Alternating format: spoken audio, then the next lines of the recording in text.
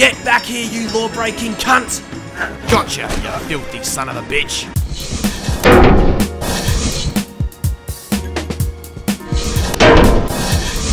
Well, it's that time of year again, and Rockstar have unleashed yet another annual blockbuster, and this year, it's LA Noire. LA Noire was developed by Australian developer Team Bondi in Sydney, and I emphasise this because like many other Aussie gamers out there, I can't help but feel slightly patriotic about such a big game being made in Australia. But enough of my patriotic ramblings, I'm sure you're all eager to learn what I thought of this one. Well, let's get to it. Released on the 19th of May for the PS3 and the Xbox 360, this is LA Noire. LA Noire consists of several subplots as well as an overall plot that is told throughout the game. You will play as Cole Phelps, an ex-soldier now police officer who starts off as an ordinary patrol officer but soon travels his way through several ranks of law enforcement. Each case that Cole takes on comes complete with its very own backstory, key characters and locations. And let me just say that the story and events of each case will draw you right in from the moment you step onto the crime scene. You will literally feel compelled to get to the bottom of each case, to unravel every mystery. What's more is that some cases are actually linked to one another, keeping the player immersed even longer and exponentially extending play sessions by hours at a time. As well as individual cases, the overarching plot is also told vaguely via military flashbacks and an assortment of newspaper articles scattered throughout the game. These cutscenes provide players with the relevant backstory to key events in the game's overall plot, allowing for a greater level of understanding. In the later stages of the game's overall plot becomes apparent and begins to unravel in real time. It's a tale of conspiracy, crime and corruption, and protagonist Cole Phelps is caught right in the middle of it all and is on a quest for justice. The overall plot was told exceptionally well and I found it particularly immersive, rousing only a few complaints. The first being that Cole Phelps as a main character is underdeveloped. Sure, the player gets used to him and does get to know him in a way, but only on a professional level. We never really get to know Cole as a person. Therefore, when Cole is faced with life-rocking personal turmoil, although I was supposed to care, I didn't really give a fuck, which was disappointing. Secondly, I don't mean to spoil anything, but the ending to me seemed very abrupt and in a way unsatisfying, leaving questions and issues unresolved. But aside of these two issues, the game's plot was immersive from start to finish, which made it hard to put the controller down throughout the entire experience. Yeah, why sure officers, I'd love to come down to the station with you. Briefcase! Oh, son of a bitch!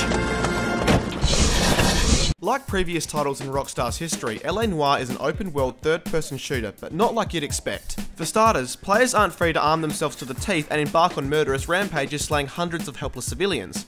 You're a cop, accept it, and fucking move on. Of course, that's not to say that you won't find ways to be an asshole.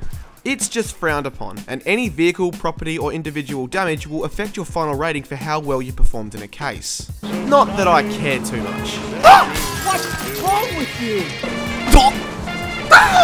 Although there do exist action-orientated segments in LA Noire, the primary focus is on detective work and therefore you'll be scouring crime scenes and other important locations for clues, interviewing witnesses and interrogating suspects to solve each and every case. Now this may sound slow and boring, but believe me, it's far from it. Searching for evidence and questioning people is done so well in LA Noire that you won't even notice the absence of the action sequences. At every important location within each case, players are tasked with looking around for possible clues. In each of these situations, Cole can pick up and examine a variety of different objects. It is here that you'll notice the massive attention to even the tiniest detail, with Cole being able to read torn or faded labels, letters, and even serial numbers off weapons.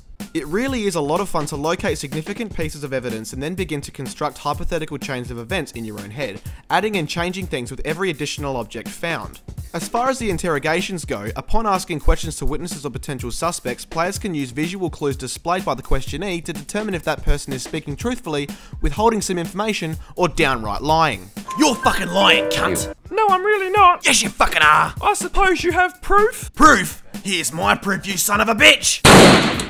Note, this doesn't actually happen. If you choose correctly, you'll receive more information that could potentially lead to a quicker and easier resolution to a case. Choose incorrectly, however, and you'll miss out on that piece of information and may have to work a little harder to unravel the mystery behind that particular case. Keep in mind that choosing the wrong answer won't necessarily alter the outcome of a case, nor will it change your direction in the game as a whole. Rather, it may slightly change the course of events required to reach the outcome of that case, which actually adds replay value as players can revisit completed cases at any time to try a different approach and see if they can score a better rating. By far the most valuable tool in the game is Cole's notebook, in which he stores all the recovered information, clues and questions for each case. Every piece of information is organised in a cohesive manner, making it easy for players to keep track of large amounts of information from even the most confusing cases. As you complete tasks on your trek through the game, Kyle will gain experience points and move up in rank. Every time he goes up, he receives an intuition point which can be spent on assistance in tricky situations.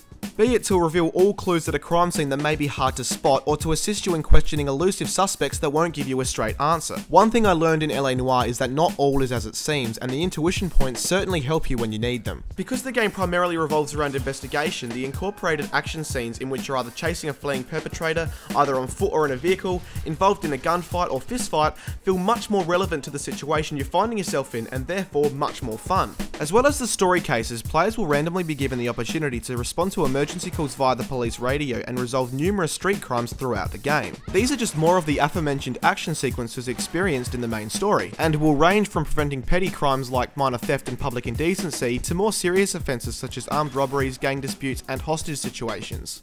These side quests are certainly good fun, but after a while you'll likely find yourself ignoring them in favour of an important case. Or simply because you'll respond to one only to realise it's on the other fucking side of Los Angeles in the completely opposite direction to where you're heading. In fact, because LA is so expansive, travel time is a large factor, and you'll soon find yourself using your partner as a chauffeur and warping to the next location. Can you drive to this one? You know the way. You can drive. You're behind the wheel. Where are we going? LA Noire is a lengthy experience, taking me just over 15 hours to complete, and it would have been even longer had I undergone all of the available side quests. The length, plus the ability to replay specific cases, gives players plenty of bang for their buck.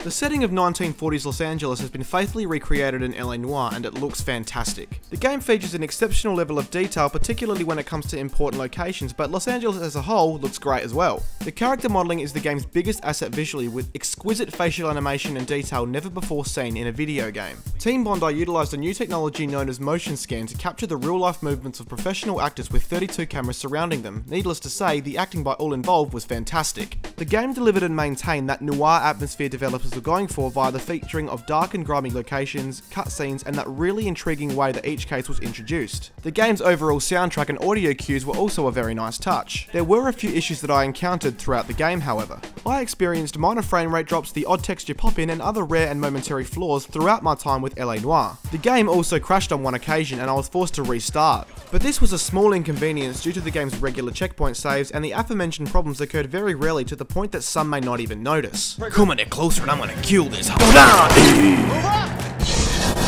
In summary, LA Noire is definitely yet another awesome game that Rockstar can put its label to. But that being said, if you're looking for your run-of-the-mill, gunslinging open world affair, you're not going to find it here. Instead, Rockstar and Team Bondi have provided players with something completely different, and if you're prepared to give it a go, you'll soon find yourself pulled right into the world of LA Noire.